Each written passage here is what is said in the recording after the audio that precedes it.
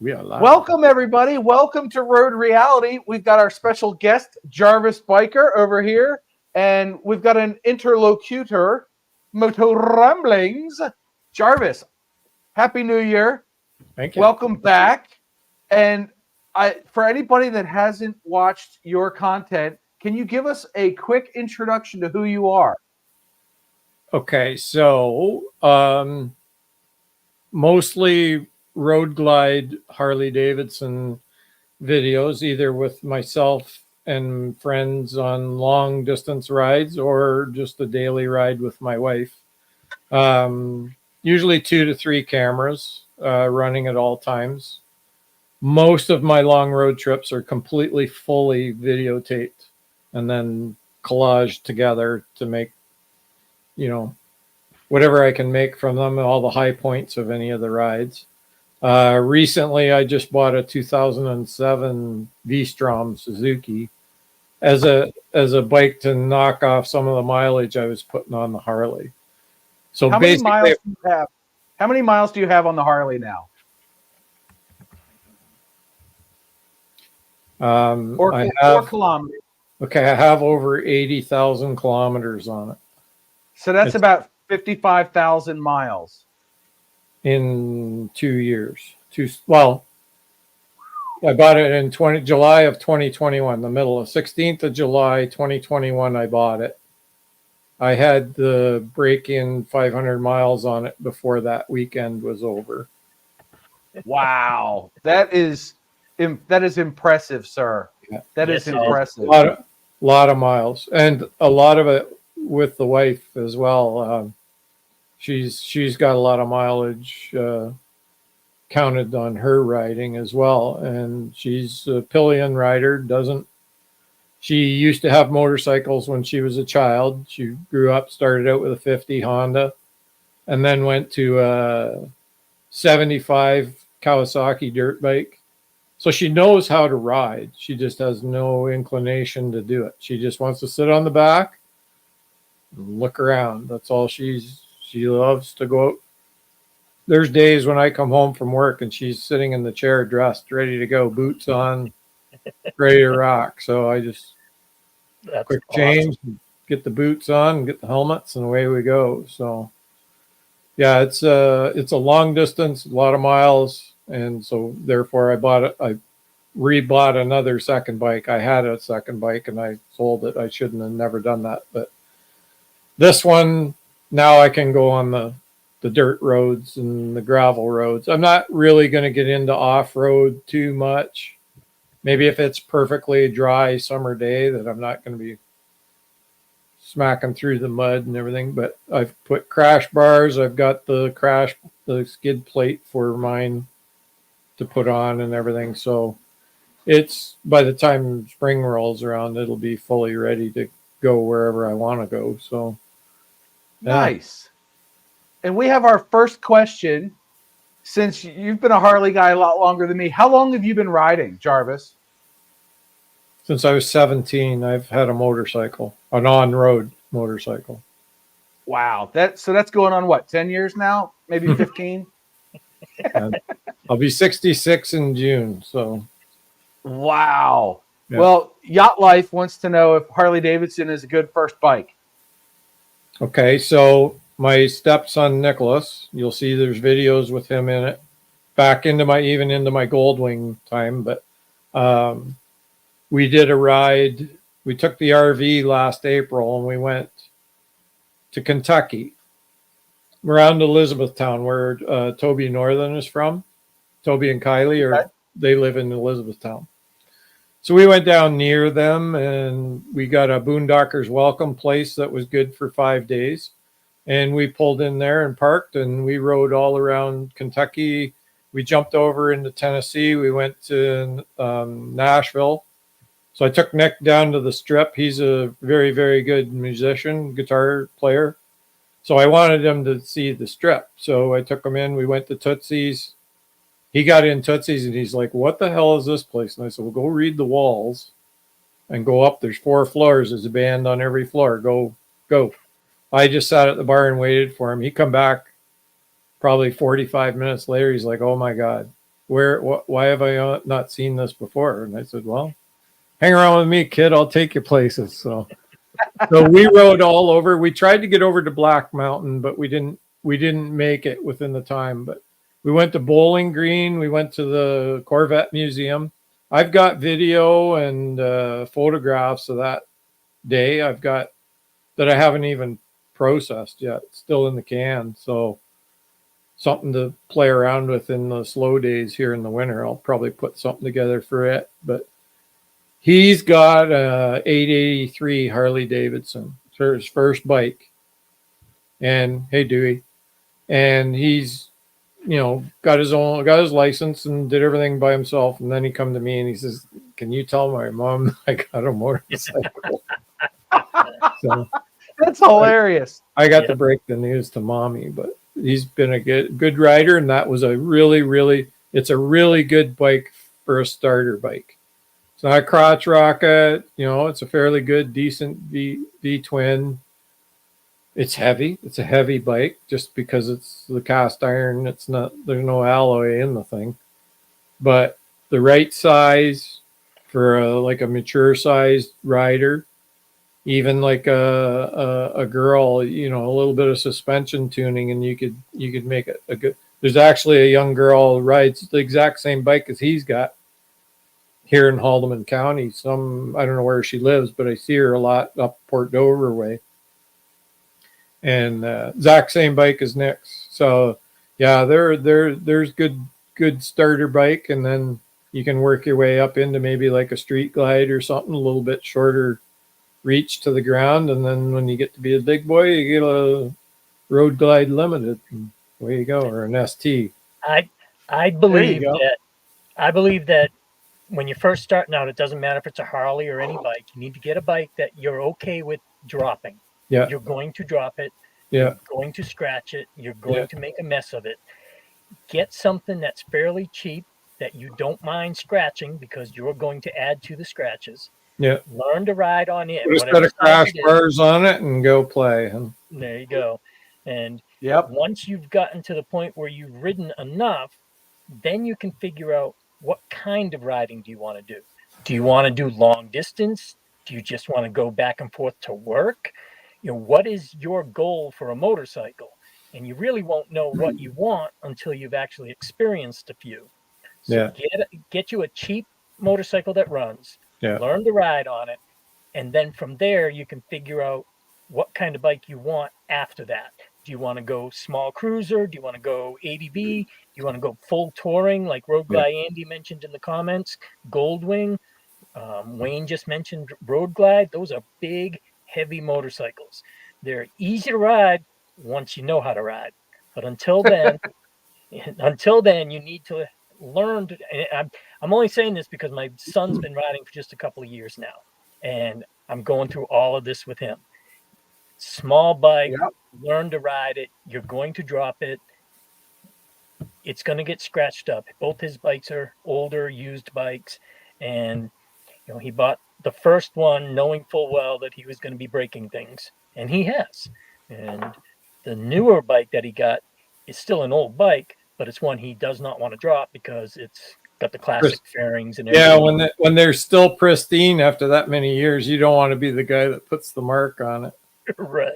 Yeah. So for yacht, I've tipped my Road Glide over twice, and both times was with Linda on it, and both times were because of sand.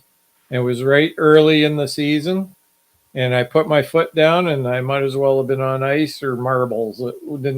My leg went out slow, and I tried to hold it, and I asked her to lean, and of course she leaned into it instead of out of it. So then I was holding her as well. So I just gently let it down. But I've got the drop guards on my crash bars. So if you scar them up, you have crash guards. Yes. Yeah. I've seen those. They're not cheap. They're actually about $400 Canadian. But you drop your bike, mine are powder coated the same as my bars. But if you drop them, just take them off and spray paint them with black paint and let it dry and put them back on, and you're good to go again. So Yep. And Yacht Life, everybody mentioned MSF. It's a great way to start your motorcycling journey. I recommend going to a Harley dealer because in most states, you have to check with your local ordinances, but most states, you take the completion certificate from that MSF course and you turn it directly into your DOT and they give you your M endorsement on your license. So, and it's a good course because they provide everything, including the bike. You just provide the helmet, gloves, and boots. Now in the US, do they have like a beginner's motorcycle license and then you have to do a second driving test? Nope. No, you can get a paper learner's permit and then your actual M endorsement. So paper learner's permit. When I did it, it was you went in and you wrote the test. That gave you your beginners, and then so that's similar to a permit. But you still weren't allowed to ride on the road, but you did. Well, see here, I went on the back roads and practiced to get to learn how to ride it, and then the day of the test, I went to the little town of Cayuga right down the road here. There was about 30 guys taking their test, and they drove us this, Wayne. You can go here, walk into the place, take a written learner's permit test, and get your permit, and get on a motorcycle and ride on the road legally. You can't ride at night. You can't have a passenger. But they have no idea if you've ever even seen a motorcycle at that point. But it's legal. Yeah, ours, you're only allowed to ride during daylight hours, and you can't go on the big 400 highways, so the big 4 or 6 lane highways. That's not even a restriction here. Like anything that's over 80 kilometers per hour, you're not allowed on. So like the 100 kilometer an hour, 60 mile an hour ones you're not allowed on them. Until you do the riding test. But the day I did mine years ago, they just took us down to the main intersection of this town. The guy stood on the corner and he told us, go around and come back through and do a left turn. We do that. And then you go, okay, come back down and go straight through. And then go down the road and turn around at the dead end and come back. And then took us over to the back behind some business there. And he had the cones all set up. And we did so they got all the bikes lined up in a row, all side by side. There was this guy, the guy told him, he said, this is your 6th time here and you haven't passed. If you don't pass this time, we're going to have to send you, you're going to have to go take a course. But he says, we'll give you this one more time. So he's got a Honda 90, one of those giraffe necked looking things. And he's parked at the very end of the row. And I just happened to leave a gap. I was about maybe the 12th bike in the row. But I left an extra little bit of distance between them. That guy put his bike on the kickstand, didn't have it on properly. Everybody's standing there talking to the guy. He's explaining what we're going to do. And the guy's bike falls over. And it was like a Clint Eastwood biker movie, and they all ding like dominoes.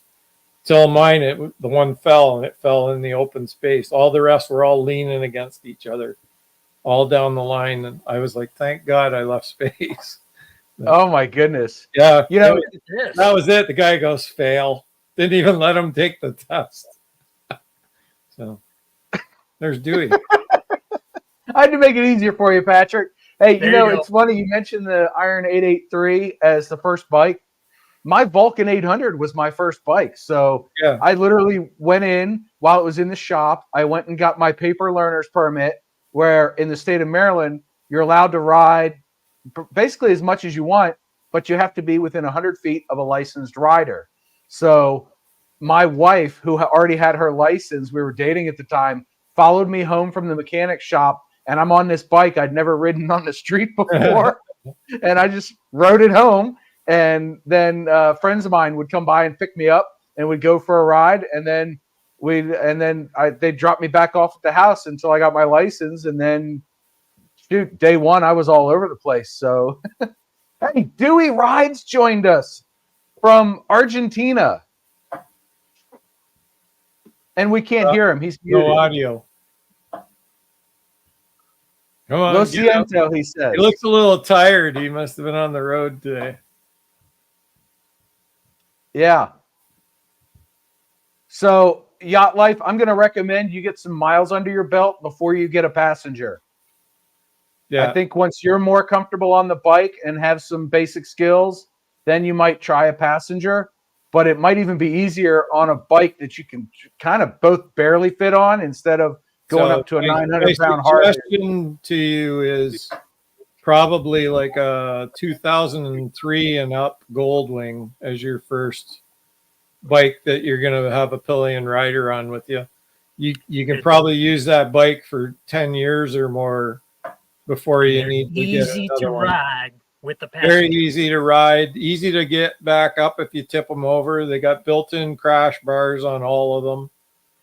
You can get And them, they have reverse, depending right? on the mileage, you can get them from like 3 to 20,000, depending on how good a shape or how many miles are on them.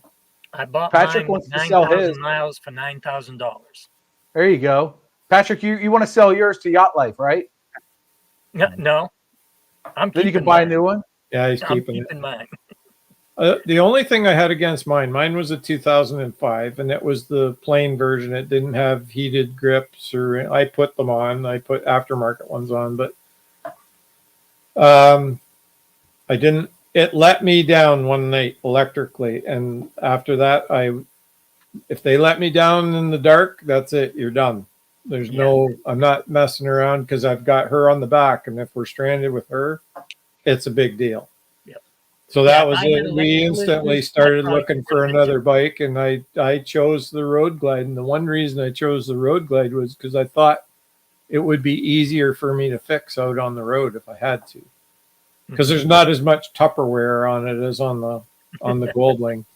And There I is was a so lot of- worried about the Goldwing blowing a rad hose or something like that I just began to not trust it, because it was, the mileage was getting. I mean, they've got some that got 500,000 miles on them, which is great, but I was going in uncharted territory wherever I go, that I didn't want to be stranded, because you see Harley dealers all the way along the highway, but you don't see Honda that much. Mhm. I mean, locally, you know where they are, but when you're out in the middle of the road, where are you going to find the guy? You know that there's a Harley dealer within 40 or 50 miles of you, no matter where you are. Right. So that was the reason I went with the Harley for now. The other reason was I didn't like the new Goldwings, the 18 and up. I thought they were too small for what we were doing. Yeah. And I knew that the seats were extremely uncomfortable, and I was going to have to buy another new seat. This Road Glide, I haven't touched the seat. It's the box stock seat. And the only time it's ever failed me was like after about 10 hours. It started to lose strength, and I was pretty much sitting on the plastic. But up until then, it was perfectly comfortable.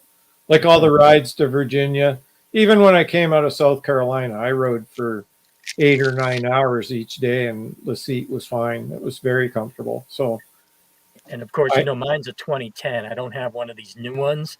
And yeah, as you know, the seats on those things. Too bad that I didn't keep the seat, because I had an Ultimate seat on mine, and I actually spoke about it when I was trading it in, that this, you got to give me more money because it's got a $1,500 seat on it. Right. But I didn't get any more money for it. I should have took the damn thing and put the stock one back on. And I could have give it to somebody and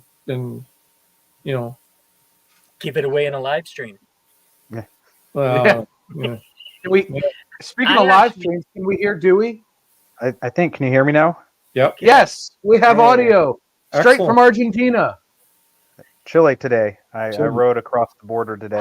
I had a long Chile long today. day. Hot tamale. Yeah. Okay. Speaking of pillion riders, when do you meet the future Mrs. Dewey Rides? Yeah. Who knows? When I get the Brazilians keep asking questions. What I got out of it was there was more than one. Yeah. Well, the woman, there was a couple that I met. They were riding a V-Strom 2 up, and she's trying to set me up with her friend. So she's trying to pick the right friend. So she keeps asking me questions, so she knows what friend to try to set me up with. Yep. That's very good. What's up, Dallas? Dallas. And you know what? About halfway through Patrick's rambling, because he's Moto Ramblings, Yacht Life left. He had dinner.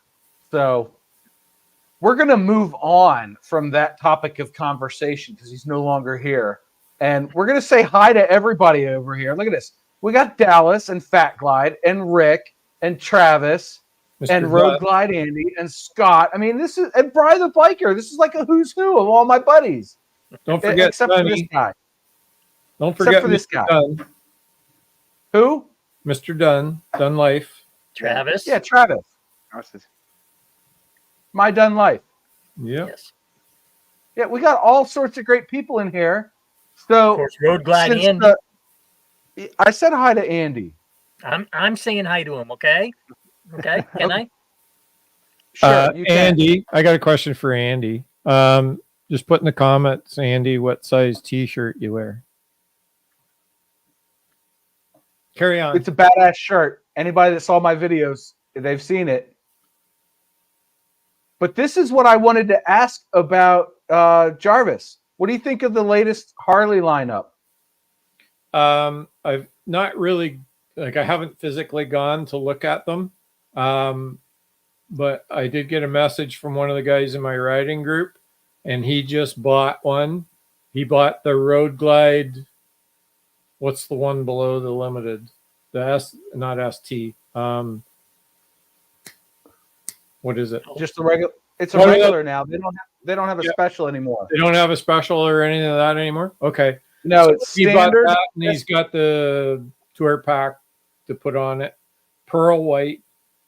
So he gets it in February sometime. So we got a month or so to go before he picks it up. So And he then totaled 3 his months before he 18 gets to ride it. Ultra. He had an Ultra Limited, and he clipped the corner of a car in the summer and rolled it and totaled it. So it wasn't really totaled, but they totaled it. Ouch. So if he gets it in February, it's what, May before he gets to ride it? Yeah. Oh, y'all have the shortest riding He season. in the back of my trailer, and he comes with me south. When are you coming down south? April, first week, second week, third week of April. Okay, where are you going? Okay, so my plan is I'm going to go straight down through Kentucky, Tennessee to Texas. I'm going to hang a right, and I'm going to go west. I don't know how far west I'm going to get, but I want to ride a bit in Texas. Okay. Then as the 3 weeks diminish, I'm going to head back, and I'm going to go like over and come up through Georgia into South Carolina, North Carolina, and then we're going to jog over towards New Hampshire. Probably will slide through Maryland. Just saying, John. Hey, if you're in the DC area, That's what I'm game. saying.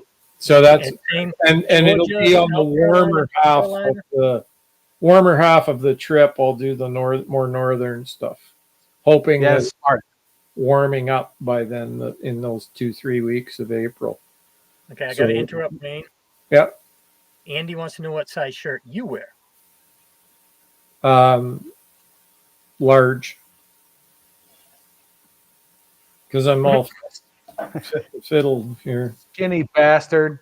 You know, Dewey's down to wearing like a small now. I was right up to the almost double X there for a while, and I had the corner back, so I'm an Double XL, baby. XL. Look at So this. Dewey, how Their was your shirts day going- today? Did he actually answer me and tell me what size I was? Yeah, he did. I think So ask put He me. wears XL and 2XL. He's 2X. Is that what he's saying? Yep. He said both, but I think he meant 2XL. Yep. Okay. Yeah, at XL is a 2. Yeah, he just hit the ship. Oh, okay. Oh, look Little at that. cap Ty lock from thing Tennessee's going on. here. I get it. Hey, Okay. Ty. Hi, Ty. Yeah, okay, Andy. Zan. Oh, Ty. look at this. Mhm. Look at this. We got XAN Biker and Ty from Tennessee hanging out. What's happening, guys? Hey, Ty. So Ty Drew, from you're Tennessee actually on doing the way the home now. lifestyle vlogging. Shh, don't overtalk me, Patrick. You know what? There. Now he can't talk over me. Ty from John. Tennessee doing the lifestyle vlog. I love it. It's good times. John's That's your favorite only game warning, day. Patrick. Nope, you talked over me too.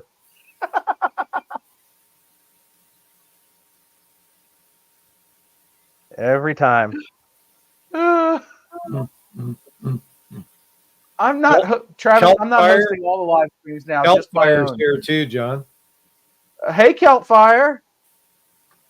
Oh, geez. Yo, Look who's there. What's up, Bry? Not much. Can you hear me okay? Yeah, we hear you just fine. I don't have my normal setup on. Hey, Ray. What's going on, guys? Thanks for inviting Look me. at this. Ray What's up, Gregory Rod showing up. I got to do more Monday Night Lives because this was like a last minute setup. I was talking to Jarvis, was like, hey, let's go live. He's like, all right. And then boom, we got everybody. It's Yeah, amazing. Monday nights were good for lives. It seemed like it worked pretty good. Lives have Yeah, died no off. football this time of year, so everybody's Well, free. everybody got out of it, right? So, you know, Yeah, now- HDR and the boys they quit. HDR quit his Saturday morning coffee with HDR. That was a bummer, eh? Did you see I made him that coffee with HDR plaque? I did. I 3D printed that thing. It was awesome, right? I set it all up, I put it in the box and sent it away. And I was sitting there thinking, oh, he's gonna, yeah, this will be the last one, blah blah blah. And I went, what? Yep. Oh well. And look at it's multinational, and I mean seriously multinational tonight. Oh, we got Scott's Oh, Motors. yeah. Wow. We've got Jersey. That's a country, right? And one of the Carolinas, What's Canada, going on, Scott? Chile, and me in the Yeah. dungeon. Bri, you been out riding much? It's like 30 degrees here. I rode today. I have COVID. That's my excuse till it warms up. Yeah, you know what? I can't blame you. It was miserable out there. No, it's supposed to be warmer this weekend. I didn't get a chance to go out Saturday. I wish I would have. I wasn't up to it. I don't blame you. Yeah, it's going to be close to 50 later in the week. So I might have to sneak out. Yeah. But yeah, it was 45 and 20-mile-an-hour winds today. So I felt my inner Dewey rides coming out where I was toughing the elements. I got to put my heated gear leads back on. They're not on this one. I forgot to put them on. Right, Ty? I'm losing my mind. It's time to ride.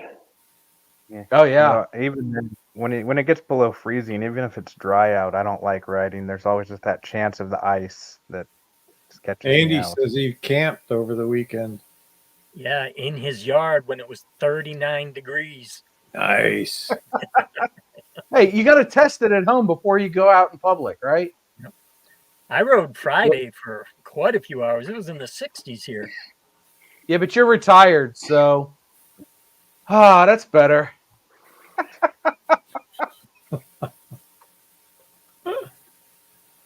That's a retirement timeout. Dallas says Tennessee is full. Yeah, Hey, pay attention to- Ray Gregory's in the house.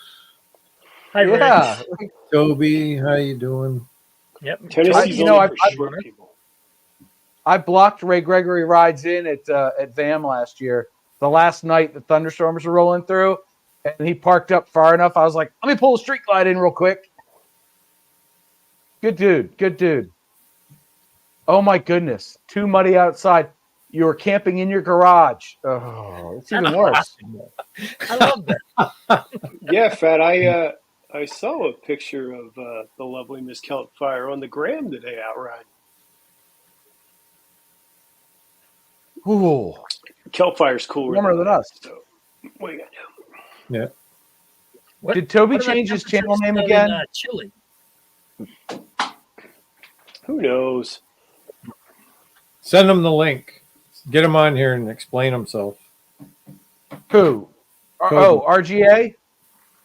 Yeah, all right, I'll find him. Any of those guys. Well, it's even easier. There, it's in the side chat. Oh dear God. Here it comes. We got room for one more. Yeah, one more. That's it. What's up, Tiger Ward? Go block me Cross in this year. talking begin. Tiger Ward, what's up, buddy? So, really, did Toby change his channel name again? Yeah. That's why I said get him on here and explain himself. Yeah, he was Oh, my successful goodness. this time. Toby, go put some pants and a shirt on and get back here. Yeah, he's changed his name more than HVBDVR guy pivots. What's up, XAN? XAM, buddy. What's Howdy, up? howdy. Wow. All right, all right. Oh, Dewey Howdy, ran howdy, howdy. didn't pay the internet bill. I was going to say he ran out of data. Ran out of the chip in his phone died. Oh, yeah. Yeah, he Yeah, and I Not had even VD issues Saturday night. Express. That's disturbing. So Oh, yeah, Patrick, you see him. I was going to get back to you on the trip up. So I need, we got to hook up Yes. address. I got to find some place nearby where I can do a boondock so I can park my trailer and then we can go for a ride. I think you Oh, he said did. you found something in Waynesville. Yeah, I think that, we'd been looking at it that night we were talking already. So I think, it's, there's Toby's answer. Yeah. I mean, I can, like John likes to bring up, I'm retired now, so I can go meet you anywhere, Yeah. There's room. Don't you dare say the R word, okay? No more R word. Censorship. This is not a Yeah, free why you gotta speech be like platform. I may be musky, but I'm not Elon Musky. I'm just glad you let me talk. But yeah, when you get around, Wayne, when you're getting somewhat in the area, a couple of states away, let me know. And I can even kind of come meet you somewhere. Okay. I can pitch a tent, or I can wait till you get close. We can always bunk you. We got a nice bunk with a brand new bedding in it. So Then I'll Hey, order Andy. my Andy, one. what's up, sir? we're pretty well set up and comfy now. So Nice. Yep.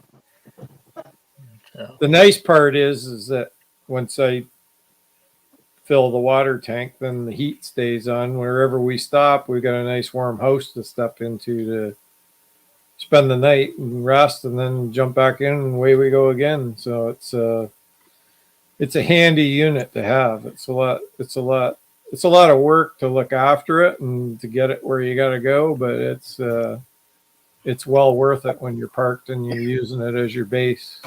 I'm so wanting to get one eventually. Now, we had an RV for a long time, but it wasn't a toy hauler. Yeah. And now with the bikes, it's so tempting to just go get one. The toy hauler is just that much easier to do what you want to do, and you can use it. Say it's pouring down rain. Well, you can set up a table inside that back part. There's a big screen door comes down at the back, and you're totally set up in there with your kitchen right next to you, living room. You got TV. You can, it's got stereo right through the whole thing. There's two stereos in that thing.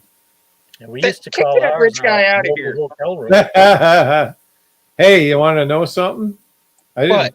didn't pay that much for that trailer. It was the truck that cost me the money. Okay, well, I need bumpers for internationals, LTs, and the only place we can get them is from Canada. Can you bring me some across the border so we don't gotta pay customs and have them sit there for 3 months? Uh-huh. Okay, I got busted by your guys for eggs, so I'm sure that when the next time they pull me over, they're gonna look. Anyway, 'cause I've already been in once, right? Right. The guy took my keys for my truck and my trailer, and he went in the trailer and he turned that trailer upside down. And he come out with a dozen eggs. Wow.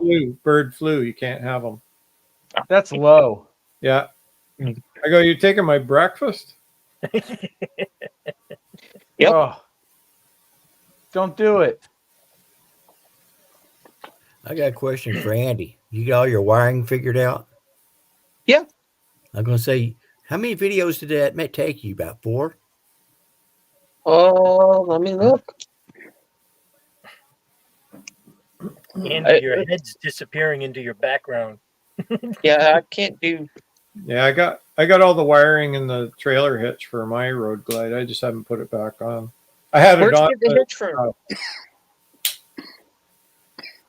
Do you have a trailer for your Road Glide? Yeah, I do. Yeah, just a small, like a cargo topper trailer. I had it for when I had the Goldwing. Right. But I didn't like the car topper that was on it because it opened from the side and it actually got caught in the wind going down the road one time and it flipped right up like a sail. Oh my gosh. And Wow.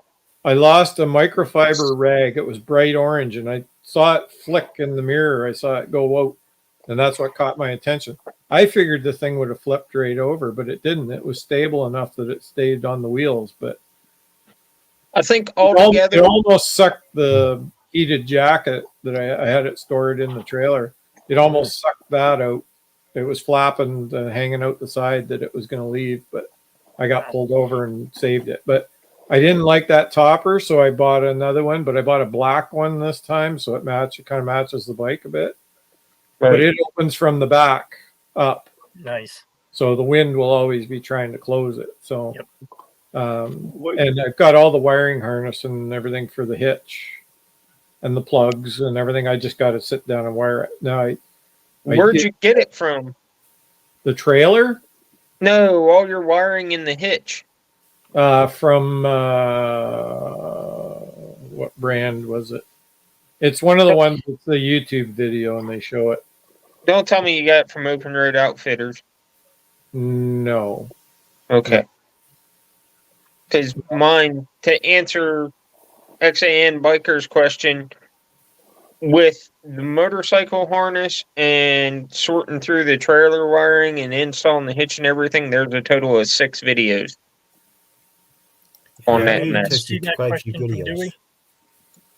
I had mine all hooked up, but I didn't finalize it. Like I did. Like what I'd want to do, mine is like 2 parts. The 2 parts plugged together. There's the module, the 2 modules. Yeah, you have a CAN bus and an cylinder. There's like this much wire in between. How much? There. It's a pain in. Watch my videos on how I did it. I'm going to take the plug apart and I'm going to put new tips, but I'm going to shorten everything up. Well, watch all that wire wound up under the seat.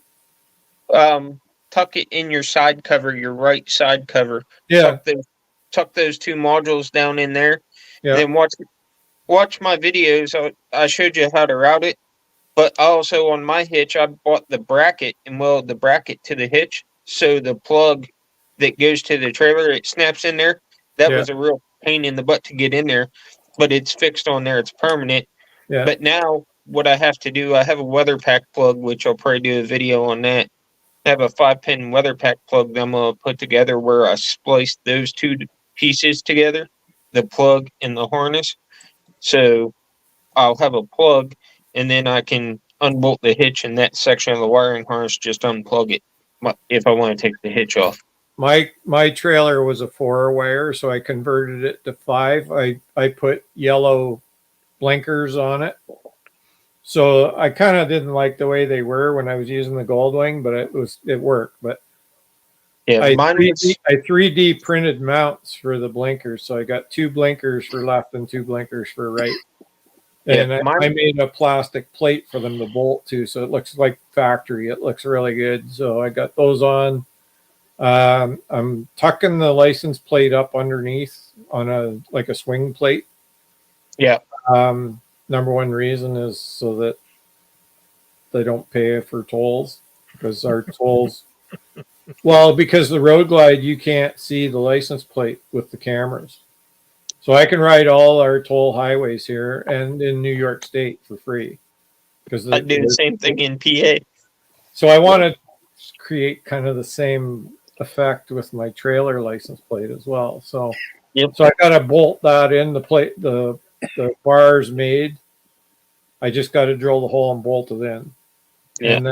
and then just hook up the wires and route them and do all that shit. So I might put all new wiring in the trailer just to do it and make sure it's all nice and tight and tucked in. So That's what I ended up doing. yeah. But the wiring on the bike is a pain in the butt, and then So handy. What a great thing to have. Like if you're going on, like say we go to New Hampshire, and we'll go for like a really long weekend. We'll go 4 or 5 days, right? So, but we usually go to them. Say in May 2 for a weekend up here is our. It's our first big long weekend. So it's May 24th. They call it May 2 for like beer 24 case of beer, but because everybody's drinking. So we put that on, and we can, like, Linda can bring all the clothes she wants. We can bring dress clothes because we usually go out for like a really nice dinner with our friends while we're there. So you want to bring a good set of clothes. So you can put all that in there, and you still got lots of room. You can bring extra helmet. So if it's pouring rain, you get soaked and drenched. You can put the wet helmets away and pull out the dry ones and just keep right on rolling. Extra wet clothes, that kind of thing. So just so much, and you don't even feel the trailer back there. I'd imagine your campers, like you could feel a little tug there once in a while, but mine you can't feel anything. I pulled it once, and my driveway is really crappy, and you better hope and pray there's nothing coming because you're not stopping at the bottom of my driveway. Yeah. And Man. Yeah, it's a lot heavier. Mine I can pick it up and put it in the truck myself. I can I can't physically pick it up and put it in the bed of the truck, but I mean, you can pick the tongue weight. I think we just weighed the tongue weight tonight. It's like 37 pounds of tongue weight, empty. Yeah. So, I mean, it's for a motorcycle trailer, it's a heavy trailer, but it's also a camper, holds out huge. Yeah. So, Like, I have a question. you The do only feel thing it. The only thing I wish is that Bry, will one of these motorcycle trailers fit through the drive-through at Dunkin'? That's what I want to know. Yes. I asked Bry. Well, then There's good. actually- You can camp out at Dunkin'. There's a place in PA that makes the really micro campers. I get that. That could camp out there's and wait for one Dunkin'. smaller than Andy's. Yeah, there's those ones. See, The trail Scott ride gets is awesome. Yeah, Evil Rick's got one of those. Costs about $4,000. It's just a one-man camper. I didn't even pay that I much for paid mine. $400 for mine originally. Yeah, I think ended up giving $2,500 for my camper. Yeah. And the canvas and everything's in really good shape. The trailer body, the only thing that was in bad shape was where it was originally a 6-pin connector, and he converted it to a 4-pin and decided to hack all the wiring up on the back of it to make it a 4-pin. And when you could just switch 2 wires on the front and made a 5-pin and been done. You're welcome, Ty. hell yeah. Ty, leave it in the comments what size shirt you wear, bud. I'm a donut influencer. I'm taking over the market. Don't be hating. Got to remember that one. Don't it? I think it was a 6-pin because it was it's a Bush Tech trailer, and it's I think they more so gear the bunkhouse Bush Tech trailers towards a small automobile versus a motorcycle. But I don't know why it was a 6-pin, but it was. Well, usually your 6-pin have electric brakes. Is that Yeah, you've got a 6-pin? it doesn't have electric brakes on it. It may have, and they could have took them off, but I mean, yeah. But usually, if you got a 6-pin, that's why. I figure for highway riding and stuff like that, we'll be pulling the camper on the highway. We won't be doing a lot of back roads there. because we're planning the pre-VAM trip. We're going down to Lexington, staying down Lexington for the night, and then from there we're going down to the Iron Horse and staying down there for 3 nights, and then we'll be head up to Tazewell. Hey, John, I put a picture of Camping my there. trailer in there. Have you guys Okay. seen Two Wheels Big Life when he Yep. was pulling his trailer and Stopped he went up. up this really Yep. steep hill? Yep. So there's my trailer, guys. That's a nice looking trailer there. It's huge. Yeah, it's pretty big. It's I could put a monster tent in there and have almost a pop-up camper. tent, chairs. See, with the old topper, it was the gray top and the black bottom. Basically, it was the exact same brand as that, so almost the exact same shape. Mm-hmm. I think where it tapers at the back down, mine, the other one tapers up, like it kind of flips up a little bit, like a spoiler, but basically the same unit. And like we'd go out during COVID and we'd ride around. So there was nothing open except drive-throughs, right? So we'd pull in, like go to Burger King, grab food, pull into the parking lot, and then we'd pull out the chairs and we'd use the top of the camper, like the trailer, for our table. Yeah. People were pulling by and they're going, "Oh, that's a great idea!" Like everybody was like, "I'm gonna get one of those for my car," you know. So they could sit out. So we'd just sit out and picnic everywhere we went. It was pretty good. We really had That's a good pretty time. cool. I like that trailer. We made the best of what there was right at the time. So Mm-hmm. Yeah. That's what you got to do. yeah, Yeah, I keep going back and forth. Should I start with a trailer to pull on the motorcycle and the car, or just go full toy hauler? And I'm too cheap to spend the money on either one. Just buy a camper to pull with that Goldwing. There you go. I could. Yeah. My wife loves it. We spent 2 nights in it. Saturday night and Sunday night, we spent 2 nights in it. Saturday night was a little rough because we just had the pads that came with the camper and a memory foam mattress topper on top of those. And we sank down so much into the platform, we woke up was a little stiff. So we went and bought an air mattress, took the original pads out, and then put the air mattress down on the platform, aired it up, and then put the foam topper on it. It was better than sleeping in my bed. Yes, I'm still okay with a tent. When I get to the point where the tent's not comfortable anymore, then I'll have to do something. Wayne, how much does that trailer weigh? how much does it weigh? Yeah.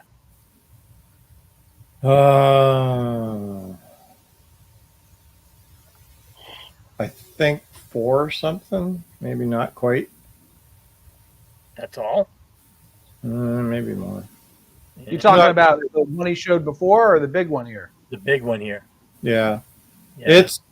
It's like I got a 3500 diesel to pull it. Okay. Yeah. Um, I have an F-250 diesel, and I'm sure I could pull it, but I was just curious because I've got a weighted plate at 25,000. well, the thing with the 2500s is they usually need like a little bit of help. They need like a airbag or something in it. And the Dodge 2500s, they don't even try because of the coil springs on the Coil back. spring, they just Yeah, then you're just asking for more trouble. yeah. Well, we have a bunch of We those. found out that a company 2500 pulling our trailers, my brother and I, we both got fifth wheels.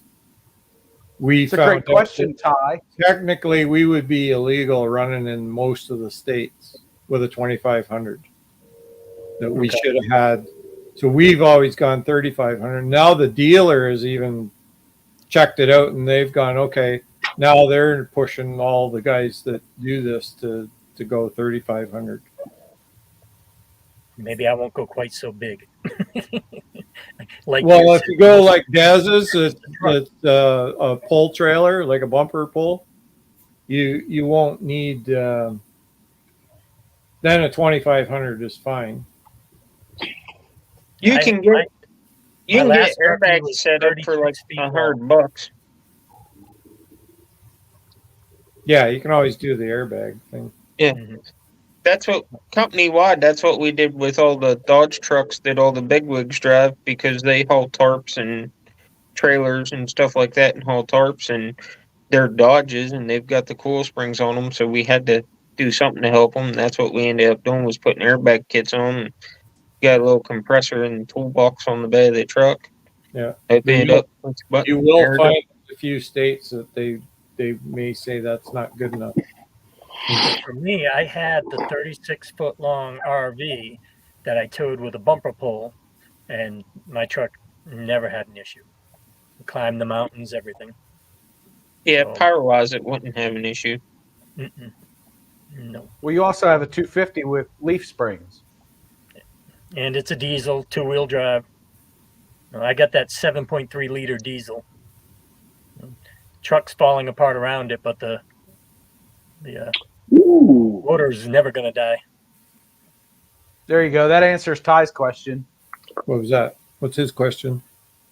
Do you use a biker bar to secure your bikes? 100%, because I watched the Ty from Tennessee biker bar video and I said I need to get one of those, and I went out and bought one.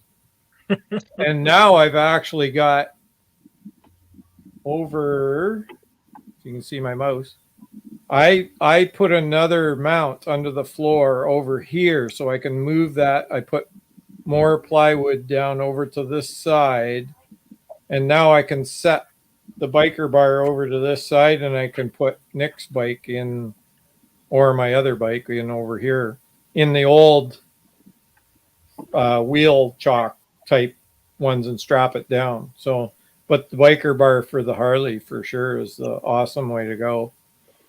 We That's can put a tractor private. sign under that plywood. What's that? I said we can put a tractor sign under that plywood. A tractor sign? Yes. Yes. You can do that. We can But, put a tractor. For anybody sign that under doesn't know what we're talking about, it's those. No, road- don't tell it. You can't put it out there like that. Then you're going to get me in trouble. Okay, never mind. What year road glide is that? Never mind. I didn't say anything. There you go. I'm just saying, like a John Deere tractor sign would look good underneath that plywood. Yeah, John Deere. Mm-hmm. So my trailer has 1/2-inch plywood on the floor. The biker bar, they recommend 3/4. So I put another 3/4 piece in there, and I basically lagged it to the. My trailer has 2 big wooden beams, like not rafters, like big heavy joist boards running the full length of the garage there. So I bolted right into them to hold that plywood down. And then I put my biker bar bolts down through that. So it ain't going nowhere. And it's like that thing doesn't even budge. It doesn't even move in the, like you would think it would slide up back and forth a little bit. Once you lock that thing in, it doesn't move anywhere. And like I've hit some big bumps. You know, you're going down the interstate, you can't slow down. You just got to try to hit it the best you can. And there's been a few times somebody pulled out in front of us and I had to lock her up pretty hard, and it never moved. You can look underneath there. You can see that the thing hasn't moved in the frame. They're a great thing, those biker bars. And they look What pretty year awesome. bike is that? 21 limited. I like the color a lot. Gauntlet gray. The next year they came out with gunship gray. It's a little bit lighter, but almost the same. Yeah, that's a nice bike. I like it. We both like it. Linda was a little fuzzy on it at first because of the Goldwing back seat, but now she says this one's better. So I like it. yeah, it's been a real I just wanted to try one, and I wanted the brand new one, and I thought there's no use. I didn't need a CVO. I didn't need to be fancy. I just wanted to be, a big touring bike. And I talked to the dealer for quite a bit, And I had all my questions ready. I went in and just sat there for the afternoon and back and forth with them. And then I said, how much are these things actually worth? Like, what are you asking for them? And he told me, and I was like, I thought they were like $5,000 more than that. And I was like, that's all you're asking for this? And they went, yeah. So then I put the whim in it. I put the backrest on it. It was three things I did. Oh, what seat are you running? it's the limited seat, the stock seat that it 2021 they upgraded the seats Okay. on the limited at least, and I've had absolutely really no issues with the seat. It's comparable to the ultimate seat I had on my Goldwing. Pretty near easy. I'd say the ultimate, you know, you could probably go 11 or 12 hours on it before it started to collapse, because they all collapse. It's the foam. It can only take so much steady pressure on it before it loses and it goes away. And, you know, you leave it overnight and the bike cools down and the foam cools down and it's right back to normal. So yeah, it's been a good seat. And the other thing I did was I put the passenger highway pegs on it for her. So besides the foot pads, I can flip the highway pegs out and she can stretch her legs out just like I do on the front. And they were made by Kuryakin. And they're not stock bars either, right? Those are stock bars, yes. But I knocked the pin out and I tilted them forward to give me Guys, more. I gotta go. Put them high. Bye, Patrick. Thanks, Patrick. Take care. Bye. See ya. Bye, Patrick. I'll see you in April. Yes, we will. And while we have a break, Travis wanted to know if you always put it in tow haul mode or transport mode, as it's called. Yes. Well, otherwise, when you're driving through some small town, you got people coming up and going, there's a funny noise coming from your trailer. But yeah, you have to. Otherwise, the alarm, because I've got the alarm on mine, so it'll go off and go crazy and drain the battery if you don't. It'll drain the battery anyway, even if you don't have the alarm on it. Okay. Hey, CDL's there here. he What's up, is. buddy? Yes, my across the lake neighbor. Yeah. Very cool. So yeah, back to the handlebars. I knocked the pin out and I tilted them forward to make them higher and make them the bar, actually my hands sit level. And it's just enough that I can still, with that higher, that's a Freedom windshield. I can turn full radius both ways without the mirrors touching, but just Nice. where I got them. And it stretches me. I need to stretch, like I need my arms straight and I need to stretch out, and it's been pretty much perfect.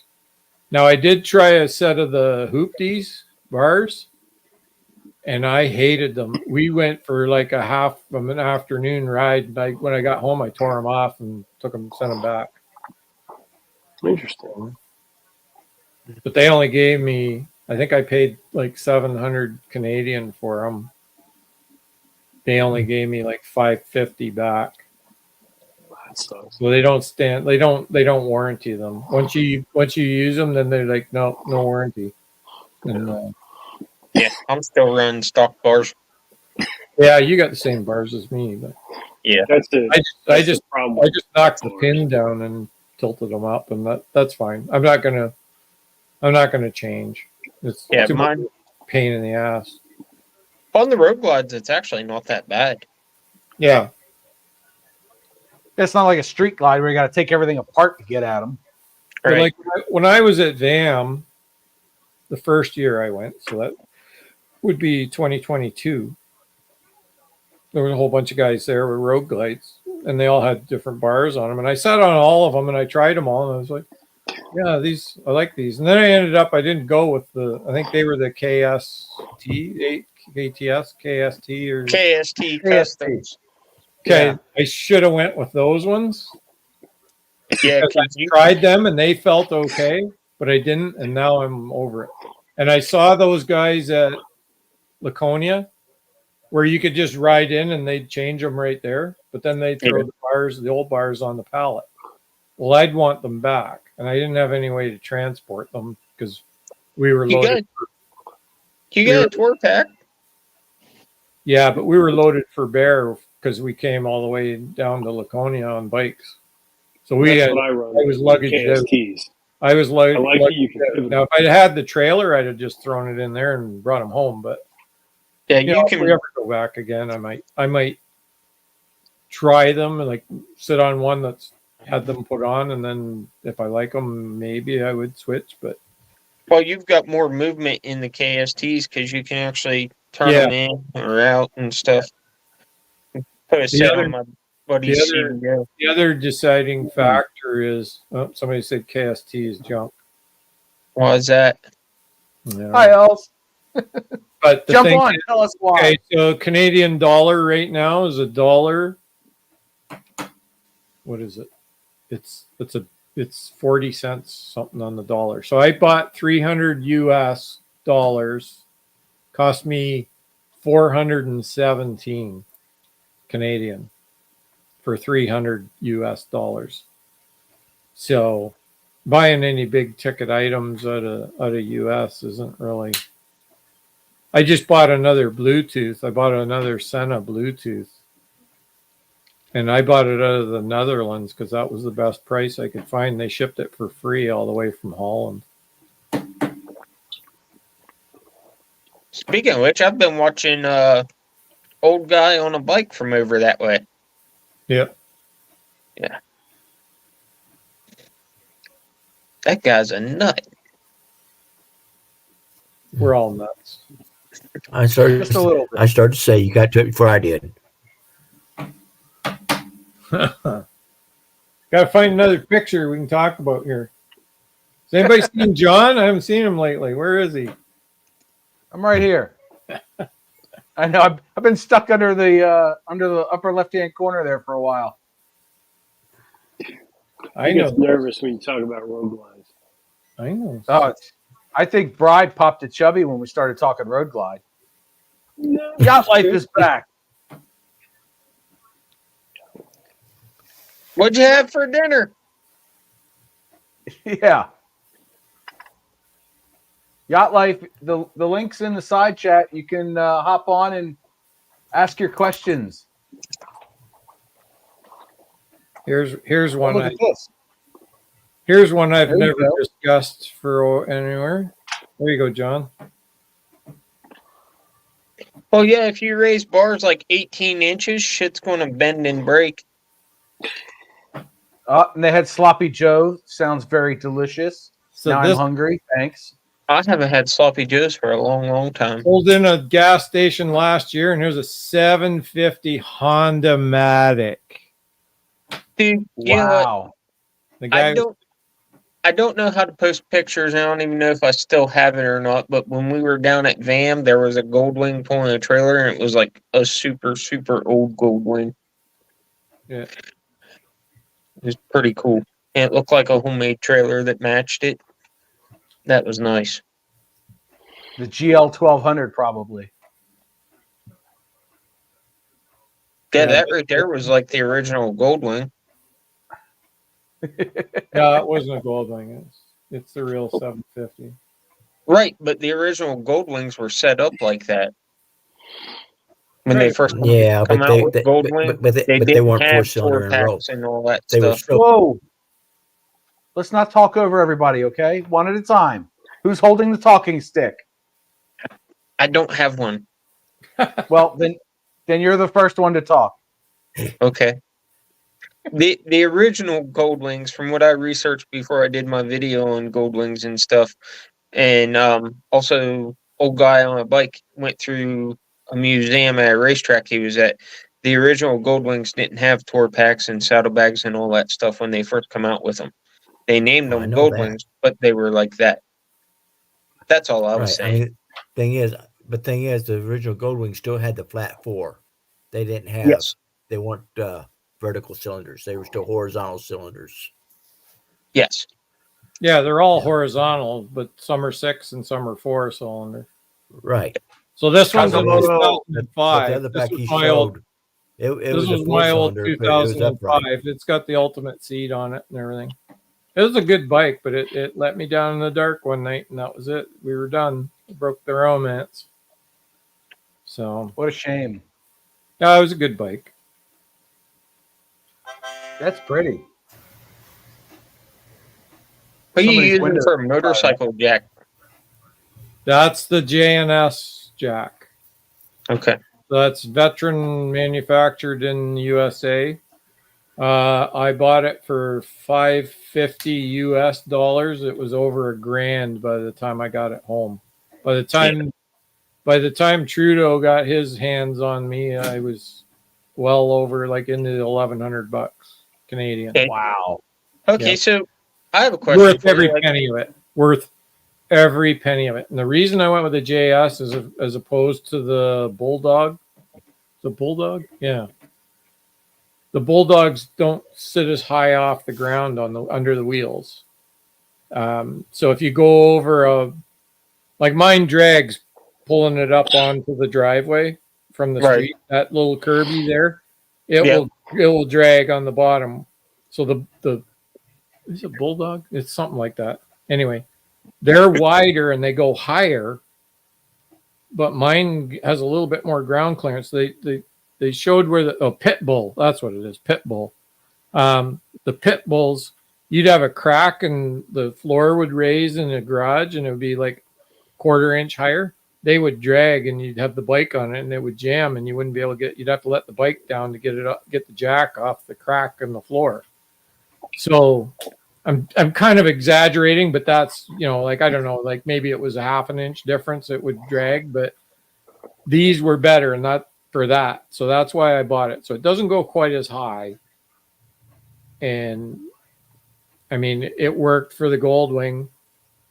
And it's got a special little insert that goes on the one side for the Goldwing on the pad that it sits on. So you don't even need that on to pick up the Road Glide. Right. You can use it with or without for the Road Glide. It doesn't matter. That was it was a good bike. I mean, we put a lot of miles on it. I went to Memphis from here in 16 hours with that bike. So it was 945 miles. I didn't even realize I was that close to an iron butt, and I had all the receipts. I could have done. Next morning, I got up and I looked at it and I went, how many miles it was? And oh shit! And all they needed was like 55 more miles, and I'd have had an iron butt. Yeah. Oh, But yeah, that was a good bike. We took that to New Hampshire a couple of times. I went to Memphis and down and all up northern Ontario during COVID. Yeah, that thing was around. Good Jarvis, bike. you got all the good stories, man. I can talk all night about bikes. Well, that's what we're here for. Yeah, we got I don't have any great stories. Talk amongst yourself. I'll try to find another photo. Salty Badger. Yeah. Welcome to Rome the Gentleman, Salty, CDL. We got Hells in the house, Kazamoto. Got lots of people in here. I love it. This is great. Everybody's jumping on. You guys are awesome. Brian, when's your next Be on the Rider? I'm not sure yet. I'm debating what I want to do with it. It's tough because if you don't do them live, you don't get the watch time. But if you do them live, I feel like it's chaos. So I got to figure it out. I enjoyed it without it being live much better. Yeah, and that seems to be the feedback. I think I might do them like once a month. I think doing them too much. I like doing it. It's just from a standpoint of where I'm going to put my time for the channel, it's kind of tough. But I appreciate you watching it. Okay, there's a story to this bike. And I agree. When it's recorded, it flows a lot better. I find the live streams are really hard with the cast. So this CVO was in a dealership up in Barrie, Ontario. I sat on it. I was sitting there And I'm asking the sales kid, talking to him about, I was going to buy it. I was going to deal the Goldwing. This is during COVID. I was going to deal it on that bike. I was going to buy that bike that day. And I'm sitting on, I'm talking to the guy and all my bike group. They're all standing around, standing out of the way and watching. And right mid conversation, this kid, some lady come up and asked about a baseball hat. And he turned and he buggered off to the other side of the store and he left me sitting there on the bike. And I just went, it just turned me off. And I just wanted to put it out on air to that guy. If you're out there listening, you lost a freaking sale on a $52,000 bike that day, buddy. So that's my 2 cents on that one. No, you There never was leave a- the guy alone. Over No. a baseball cap. Yeah. Yeah. Yeah, he goes to sell a $50 hat, and I was going to buy a $52,000 motorcycle. There was a dealership whenever the wife and I were looking into getting bigger bikes. His Polaris dealership across the river. And we went over there and we were sitting on bikes and stuff, and there was like 6 salesmen standing by the front door. Not one of them come over and said, "Hey, can we help you guys out with anything or anything?" They never acknowledged us at all. When we walked out the door, I said, "Thanks for your help, guys." And I won't deal with Polaris or Indian or anybody because of that. Yeah. My Well, we dealer were got bought out. You can't get 4 foot in the door. we were in horrible. Barrie during COVID, and my one friend, he's got papers that he didn't have to wear a mask because he's got asthma. So he was. The doctor said you can't. You trigger that, you could be in trouble, right? So Right. we went into the dealership and they kicked him out, and there was 14 of us. There were 7 bikes, couples, and so the ladies were with us, and they were going in to buy, right? And they ended up kicking him out of the. And he goes, "I'm allowed." He says, "I got papers. You want to see them?" And they were, "Nope, you got to go." 14 people turned and walked out the door, and I just went, "Bad move, dude. Bad move. You just lost probably $3,000-4,000 sale right there." Oh. Okay, so here's the Goldwing with the original car topper trailer top on it. This one opened from the side, from the far side there, and opened. But that's the chairs, and we were sitting out. That's how we got through COVID. That was a night out, dinner out with the girls. Was that? See, we just rode around everywhere. It seemed like the further south we got, the less enforcement on stuff they had. And like around here locally, they really didn't care. I had one kid in Menards every time I go in there, he'd try to say something to me. And he'd be like, "I'll have to get a manager and you'll have to leave." I said, "Well, go get a manager because half your employees aren't wearing masks. If they are, they're not wearing them properly. So don't tell me what to do." We couldn't go south because we're about as far south as you can go. So we had to go to Northern Ontario. And that's we did a group ride up there. I got all the videos of the 8 days we were on the road up there. There was 7, 8 of us that went. We rode all around up there during that, and motels, stayed at motels. One motel, the girl wouldn't even talk. She talked to us through a window. She wouldn't even let us into the main building. We could go to our rooms, and that was it. She goes, "I got an elderly father. If he gets this, he'll die." She said, "I'm not opening up." So we had to go down the street to a Foodland grocery store and get supplies to make dinner for that night in the room. So we just made subs and had cereal in the morning and jumped on the bikes, and away we went. But what an awesome trip. We were all over Northern Ontario, and it's beautiful. It's like long, high hills, vistas down through the trees and rock sides to the road. Like the road's carved right out of the rock. And it's coming out of Little Current. You go up a hill at a Little Current on Manitoulin Island. You go across a steel rotary bridge, and you turn and you go up this big long grade, and you turn the corner and you come over the hill. It's on my video. I'd never seen anything like it. You could hear me just go, "What?" And I couldn't believe what I was seeing. It was that cool to see. And yeah, we rode all over that. We were up Timmins. We went almost to the Sioux Thessalon we went to, and then we turned back, and then we went up to Timmins through Chapeau. Chapeau is your gas stop. You fill your gas tank right to the lid, and that'll get you to Chapeau. And if you don't make it to Chapeau, you ain't going nowhere because there's no gas anywhere but there. They got a little pizza place and like a A&W, I think it is, and that's it. That's what's there. And you grab a bit of food and you hit the rest of the way to Timmins. Then we went up. True. Then we went up to Sudbury and around. That was all COVID.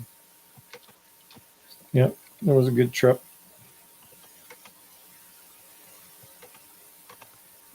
Oh. Hey, Superman Kev, what's up, buddy? Good to see you in the side chat. He's another Canadian.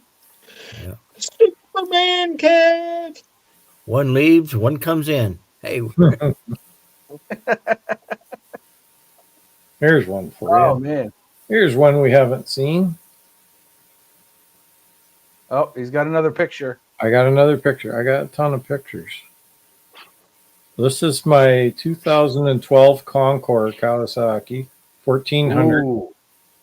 Now you're Don't have talking. bags on it. That is a Friday the 13th in February. Oh, probably 2019. Now, if you look in the background, that's the snow plowed up there. But behind it, if you look out far enough, you can't really see it. The ice is actually piered up in the middle of the lake because of the pressure of the ice expanding. It pushes up in the middle, and if you can see, you can actually see pieces of ice sticking way up in the air. It's kind of a cool photo. But the caption of that on my Facebook page was, "Where is everybody?" Because I was the only bike there, and it was the middle of February. Mind you, it's only 8 minutes up the road for me to get to Port Dover, but yeah, that was a good bike. It was probably cold that day. It wasn't bad. It was all right. It was Hey, that's what. it was that's like one of those minus instances- 28 degrees Celsius. Yeah, right?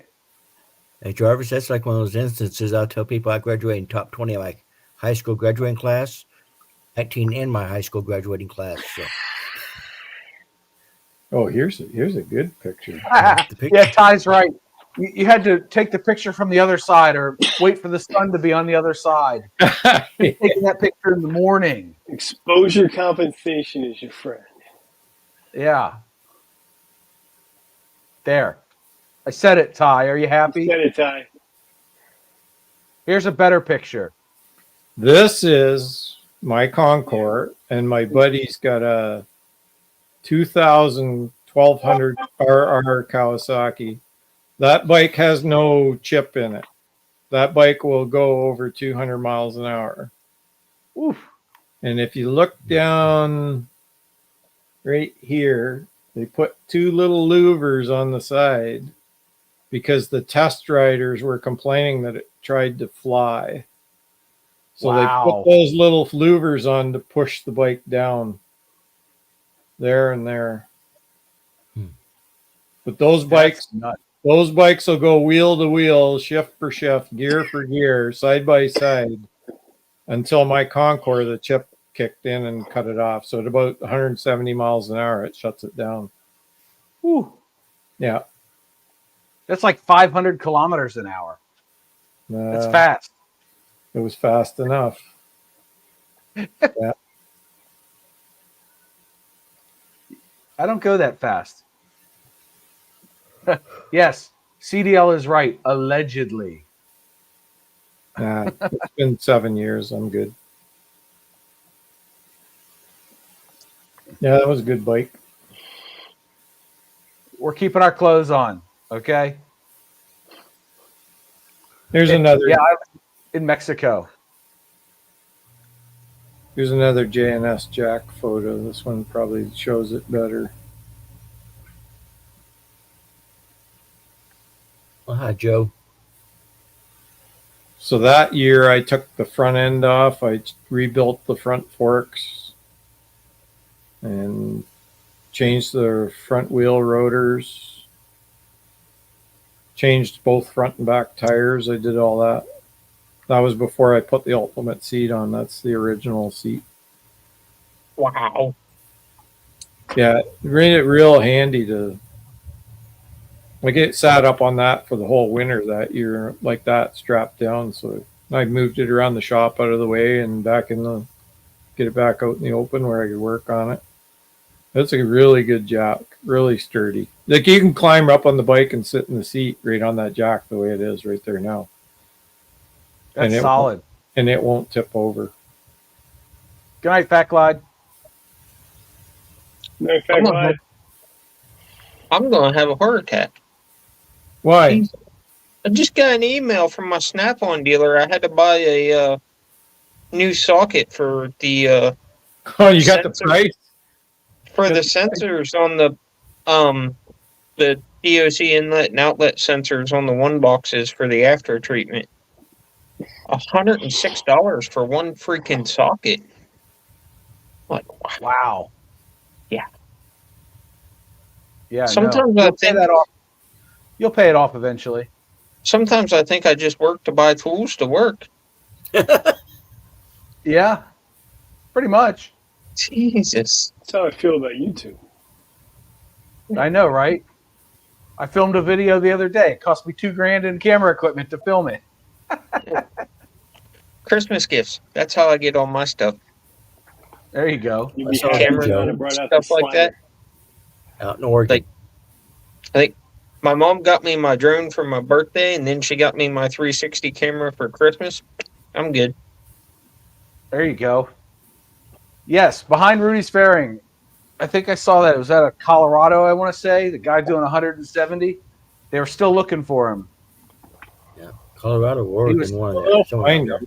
Was it Was everything? it Oregon? It's one of those.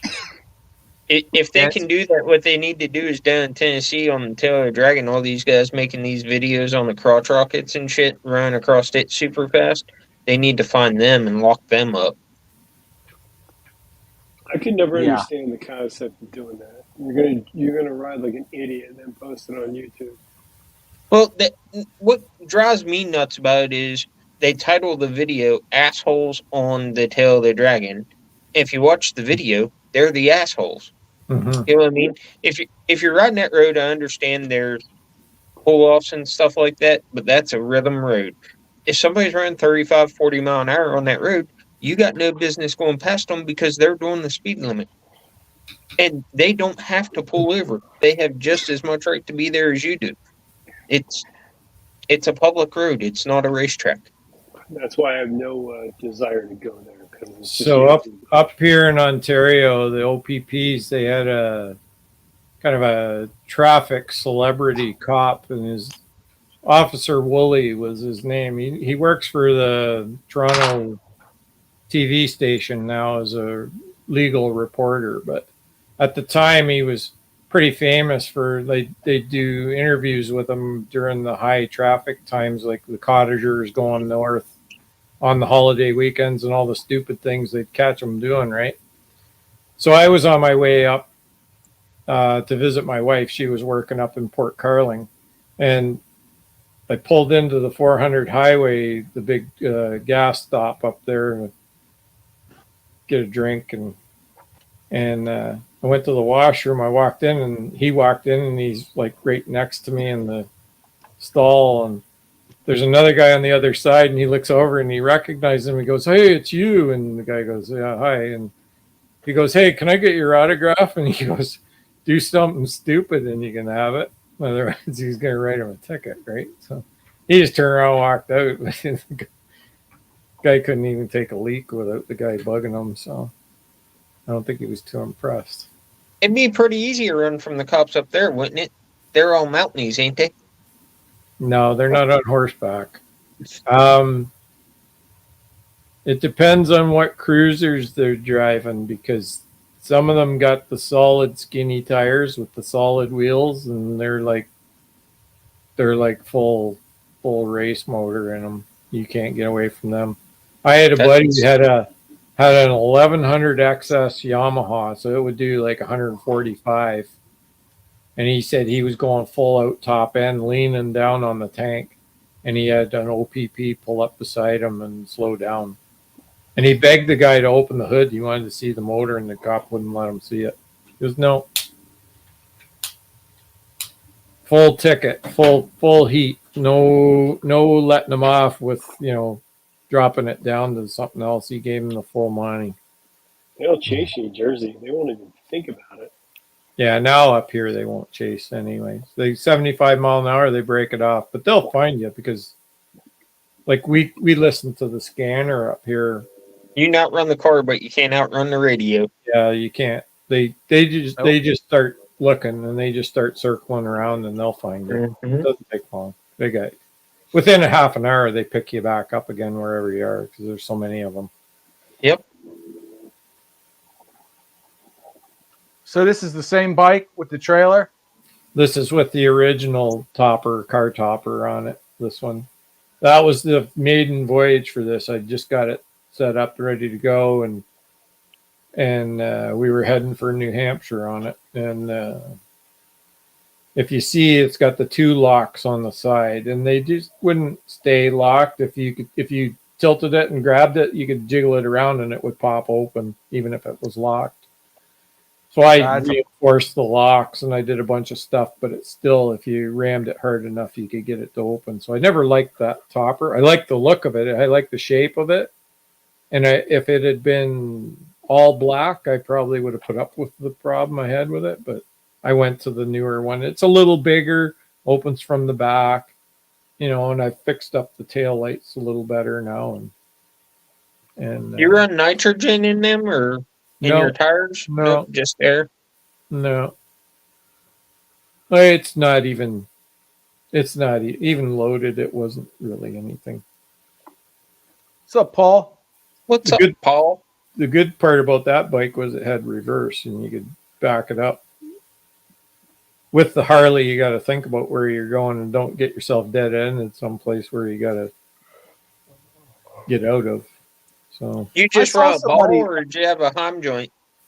No, just a ball. But I found a ball that's very, very narrow neck to it.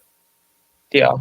And the hitch, where it, like the silver part of the hitch here, if you look at my mouse, that thing, they're just like pressed metal. They just pressed into that shape. And there's a flange around the outside. So I ground the flange down to give it as much. And I never, ever, like I leaned in the corners hard with that thing and I never, ever bottomed it out on the ball. So people say they go over a pothole and the thing will bounce and it'll tip you over. Well, it won't. That thing, I've hit major potholes with it and didn't even bounce. Just a little bump, and then that was right back trailing behind me. I've tried to make it do the wig-wag. I tried to load it so that it would, took it out and ran it down the road and, started it going that way, and then it just, boom, it just comes right back straight. Do you weigh it out at all, or when you load it? I don't even need to. I never have that much. It makes it easier because you can put everything that you would have loaded into the bike and made the bike ultimately heavy. You can put it in there and you don't even notice it. It doesn't even exist. It's just so much better to have it that way. And there's guys out there I know, like they'd say they wouldn't even put that on their Harley. Like, I'm not putting that ugly old hitch on. Well, you can't see my hitch until I put the receiver bar in. It's right at the bottom of my fender, and the rest of it's all covered by the pannier bags. You can't see it. So, yeah, it's a nice hitch, and it can stay on all the time. I mean, it weighs a little bit of weight, but on a big cruiser like that, it ain't gonna bother. So. My only thing is, like, when I go change my rear tire and stuff, how much of a bear it's going to be to get around that because it's down a little bit lower. I mean, it's just below the fender. But yeah, The only thing I had trouble with was balancing the tires. Yeah. I ended up, I bought a static balancer that you just set the tire on the top of it, and it's a bubble, the old bubble Yep. level. I bought one of those. I did try the motorcycle balancer, static balancer. That's the tire's vertical on it. But you got to leave the bearings and everything in it, which I did, but still I was kind of hesitant. And then I got the bubble one and I tried it and it balanced them out good. So there's no shaking, no rattling or anything like that going down the road. So I've had pretty good luck with the beads in the bike for the tires. I didn't. Yeah, I've honestly had pretty good luck with Mine. them. It changed every time I stopped and started, and the tire that I had was the Harley front tire, and there's ridges inside, like it's rippled all the way around. And if you stopped, the beads would roll into those little troughs, and it would be different balance every time you started up from a dead stop. What brand were you using? I don't know, whatever the dealer put in. Okay. I ended up taking it back. I said, take them things out and balance it. And then they balanced it, and it was better with the weights on it, but it still wasn't right. When I got home, I ripped it all off, pulled the front wheel, and I put it on my balancer. He was 2 ounces too heavy with the spin belt. 2 full ounces. That's I a big took difference. all his weights off, and I put all my nice little powder coated weights on it, and used half as many. So I wasn't really too happy. That was the dealer that fixed my brake problem. Like, they replaced the front rotors and the pads. But then by the time I got home, the pads were seizing up because they were too big. I ended up filing the outside of the metal all the way around where they slide in the caliper. I filed all those down until they just fit perfect and everything slid nice and smooth, and they've been fine ever since.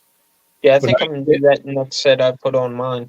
Yeah, I think they just stamp them, and they're just rough edge, and if they're too big by a few thou, they just jam up. It's just I rode in the rain for a bit, and then they just locked right up. They got dirt in there, and that was it. Mine aren't locking up, but I noticed. Otherwise, I'd have wrecked another set of rotors if I'd left it. Yeah, I wear one out before I wear the other one out.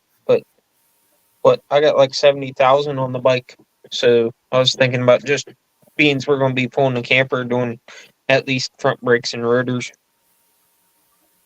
Yeah. So get it done over with. Now, the other reason I got rid of the Goldwing was because the back, I needed a new rotor, and it's $1,100 Canadian to buy the back rotor.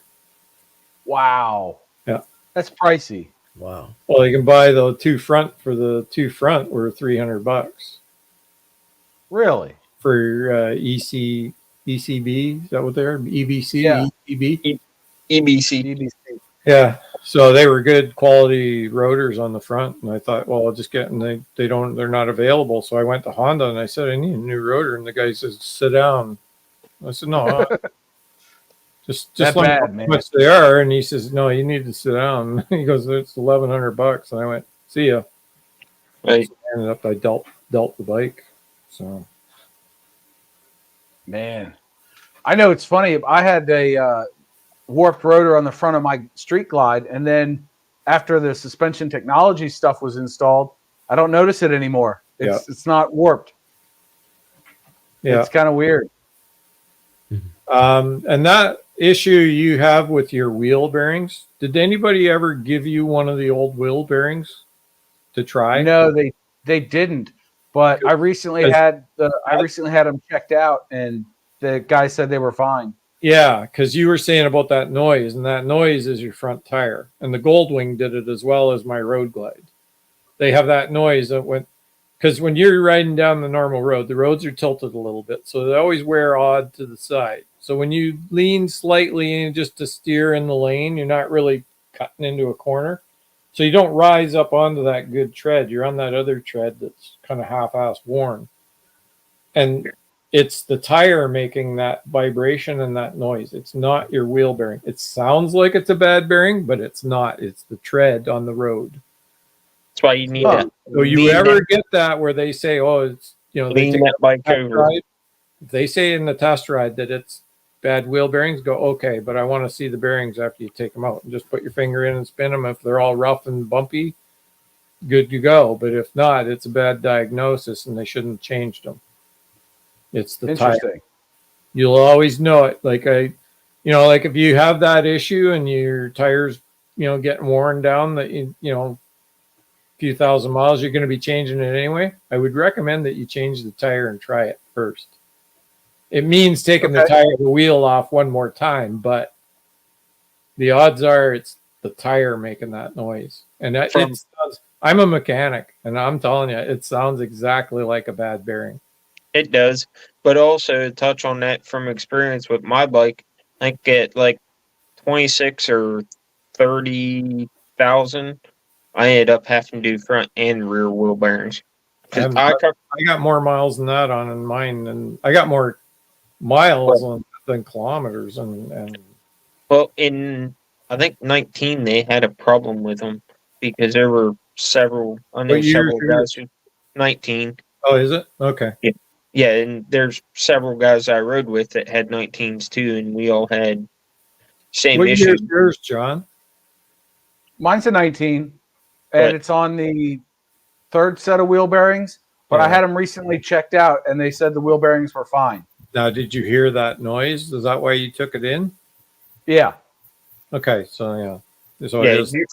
And the tires may not be worn. It's just the way that they go when they sit on the road like that. Then as soon as you just go a little bit off center, just to kind of half-ass, you just aligning yourself in the lane. You're not taking a corner or anything. You'll get that, and you go, oh. Yeah. So I noticed it first with the Goldwing, and I actually had them change the bearings, and they took them apart, and they called me at home, and they said, "There's nothing the matter with these bearings." I said, "Okay, leave them in." A wheel bearing's going to make that changed tire the front walk. tire, and I took the bike for a ride with the new tire, and the noise wasn't there. Yep. So, yeah, you're not just going to get a noise with a wheel bearing. You're going to feel it walk and kick. Because that's what happened to me. I come around, turned pretty hot, and the ass end of the bike just kicked. I was like, whoa, what was that? I thought it was just something in the road. And I kept fiddling around with it, and I slowed down. And even going slow, it was doing it. And I was on new tires, too, so that had eliminated that. there you go, John. You and your mounts.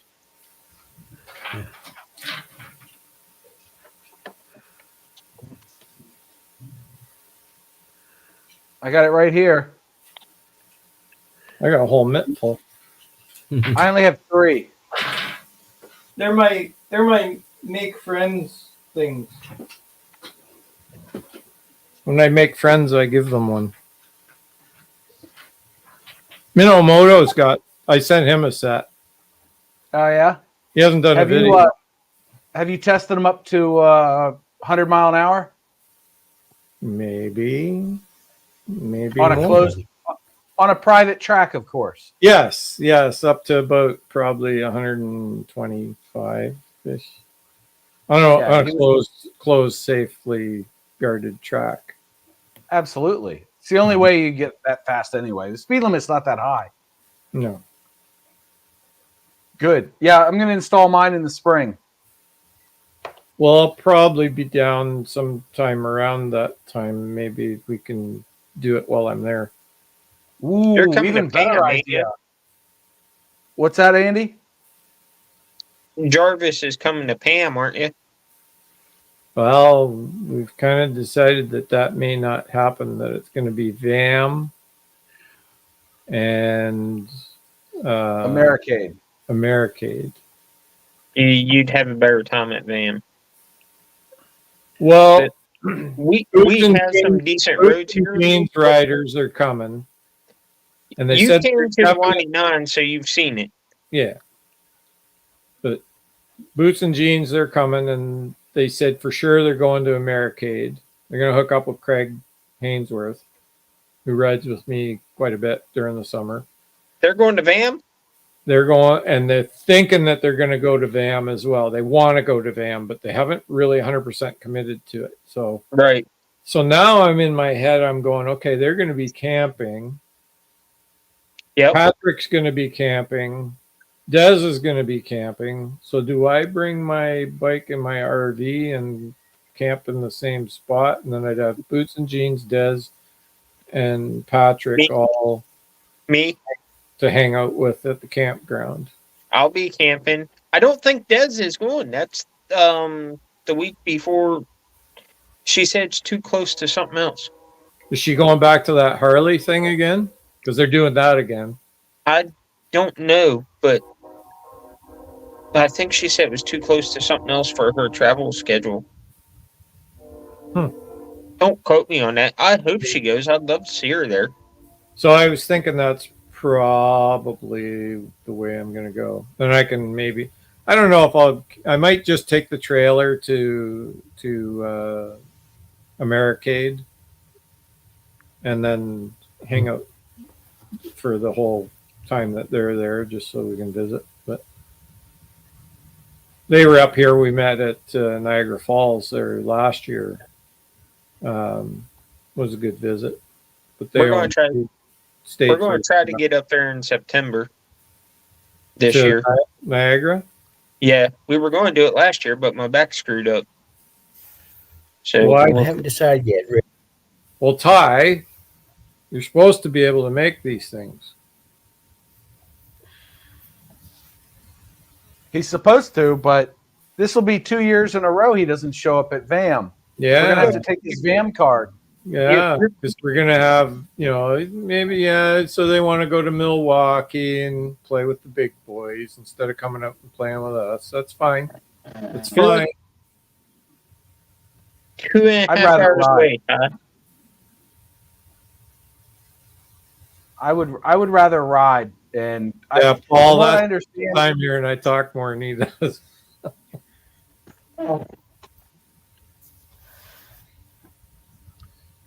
Yes, this is the quietest you've seen me, Paul. I can't get a word in edgewise because of this guy. He is our special guest tonight, though. Oh, wait. I could just do this and then I can talk. Ty, it's just a birthday present for her. Take her on a birthday vacation, buddy. That is a problem, yeah. I too have a family obligation that same weekend this year, so I'm going to try to drag the family with me. I think that'll be a lot of fun.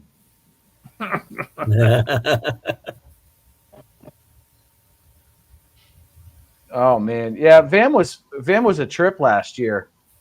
Yeah. Too bad. It seems that for some reason that July week seems to be cursed with rain, though. Yeah, we need to get the rain out this time. I don't want to ride on the wet roads anymore. Well, they had it worse the first year, and then I went the second year, and I think it only rained the one night. Yeah, it rained when I got in town the second year. Memphis Mike was with me, and we got to the steakhouse on the third night, and it absolutely came down in truckloads of water. It was crazy raining. Only rained for about 15 minutes. When we came out, we wiped the bikes down and rode home. The road was still wet, but at least it wasn't raining on us. But yeah, that was the second year was the best for. I mean, we got caught on back of the Dragon and it started pouring rain. Yeah, well, John got his talk about a fun time on the back. John got his inauguration in the pouring rain. So yeah. Do the back while it's raining and dark. Yeah. Yeah, no thanks. I'll pass. That was my first year down there because we stayed over at Hungry Mother Campground, camped over there. So we're leaving all the festivities in the dark and we got to go across the back and it's pouring down rain and everything else. Yeah, that was fun. So this year, HGR and Andy invite me over to their B&B. So I get over there. By the time I get over there, it's pitch dark. And it's this little one lane road going down through. And so I get to where they gave me the directions and they said, look for this or whatever address, right? So I stop in the middle of the road and it's pitch dark. You cannot see nothing. And all of a sudden I turn sideways and Andy's standing right here. Scared the living Jesus out of me. Yeah, Just- you had to do a U-turn in the middle of the road to come down the lane. Yeah, because the lane goes like you got to go this way, right? So Yeah. Well, if you Or- follow the GPS tries to take you to the house up on the hill on the right. yeah, well, that's why I was going. This ain't sounding right to the direction, so I stopped. There's Andy standing there in the dark, just scared the shit out of me. I had to do the same thing for HDR because he almost passed it up. Yeah, Yeah. But I don't know. I The stay on the Airbnb paved thing road. wasn't bad, but I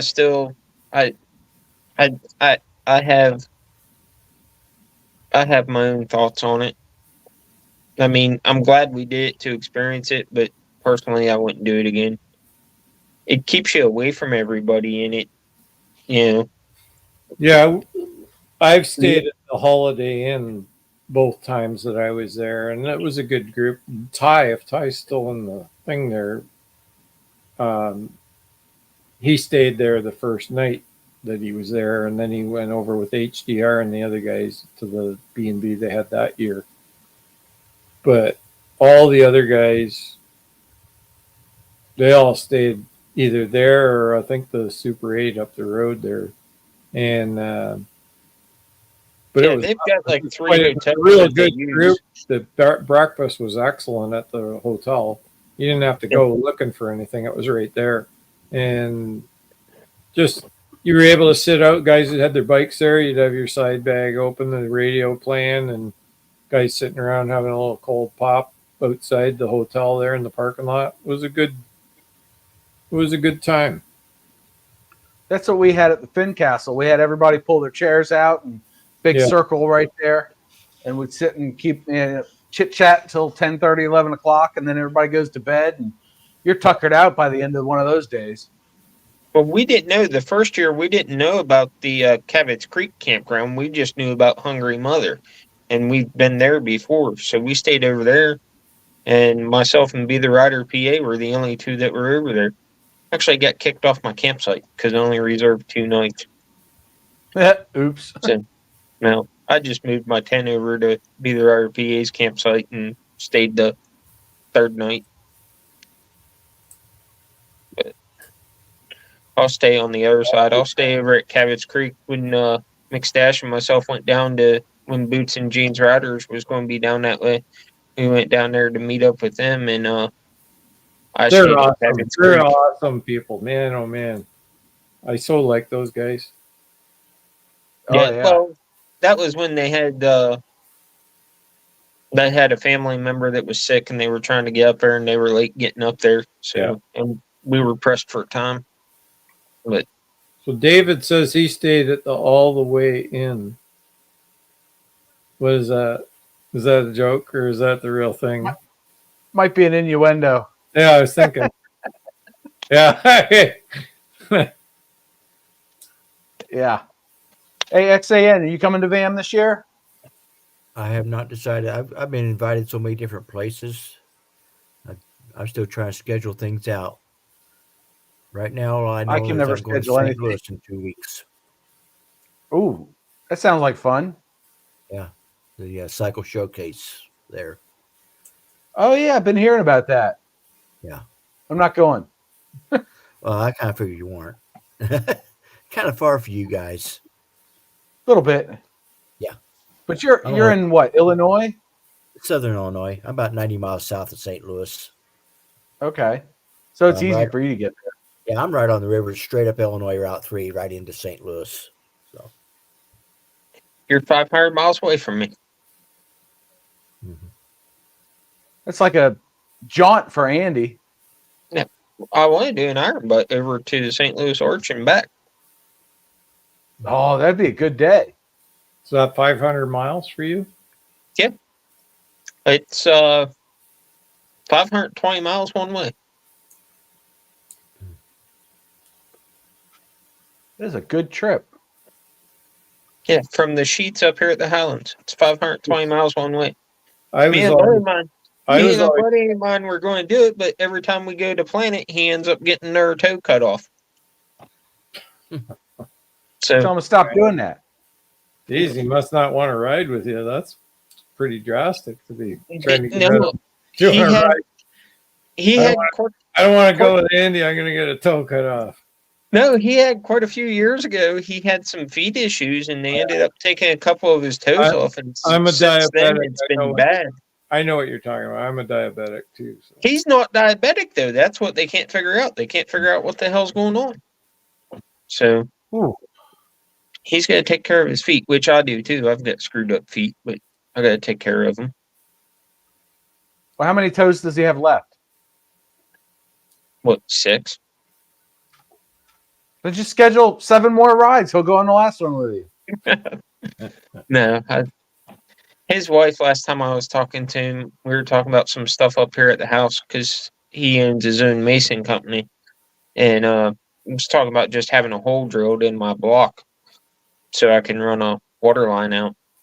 And he said, yeah, I'll come up and do that for you. And I was talking about digging a ditch too. And I told him, I said, I'll dig the ditch. I just need to get a hole dug so I could put the water line out. And his wife thought he was going to come up here and help me dig the ditch and all that. Boy, did she about take my head off. She was like, no, he just had another fucking toe cut off. He ain't doing none of that. Okay. Man. Too rough. Well, guys, we've been going almost 2 hours, so I think we're going to end this one for tonight. I want to thank Jarvis, XAN, Road Glide Andy, and Moto Ramblings and Dewey a little bit, and Bry the Biker for coming on with us. And everybody in the side chat, thank you all for joining us. Jarvis, do you have any closing words? No, I've done enough talking tonight.